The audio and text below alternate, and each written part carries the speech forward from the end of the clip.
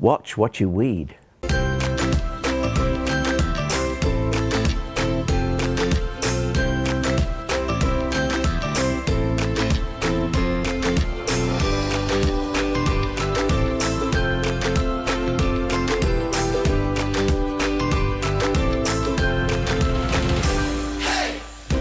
You know, when we're weeding in the garden, we have to watch what we weed and what we don't, because some plants we want to keep and some we don't. And so it's, you know, to train your mind so that you remember that that plant, that's a good plant, I'll leave that. This is a thistle, I'll weed it out. Or that's a thistle I want to keep, as in something like Galactites tomentosa, which has variegated leaves and little pink flowers. Brief, but lovely.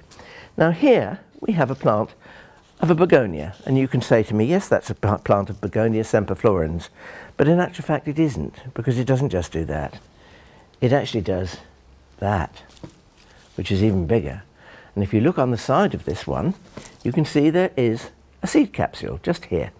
Now that will gradually ripen and it will burst and it will scatter its contents, and the contents of a begonia seed capsule are like dust, and they drift and they blow on the slightest of wind. So this is what happens. We have a seed tray or cell tray here, and we've got some little ferns emerging. This is a polysticum, which we've taken little leaf cuttings of, and they're just starting to grow. But also look here, like a luscious sea lettuce, we have our begonia. So there's two little plants there of this begonia. Now those I'll take out, I'll separate, and I'll plant them in pots to grow them on before putting them in the garden. But do you know what I did last year? Last year I planted some of these in the garden, and earlier this year, before there was any top growth, I was weeding. And I came upon this rooty rhizome. Do you know what? It was this begonia. It had come through the winter. It had some tiny little shoots on it. Well, come with me and have a look, and I'll show you where it is. Well, this is where I was weeding, and it looks as if I could do a little bit more weeding again, because there are the odd weeds here, but this is in actual fact our begonia. You can see there's great clumps of it here, and it's doing really, really well. So I'm looking forward to having that in my garden during this summer. It's in a place where it gets sun for about 3 hours in the morning, and thereafter it's in shade.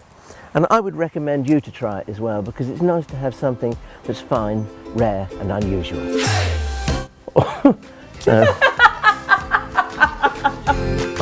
It's the petite.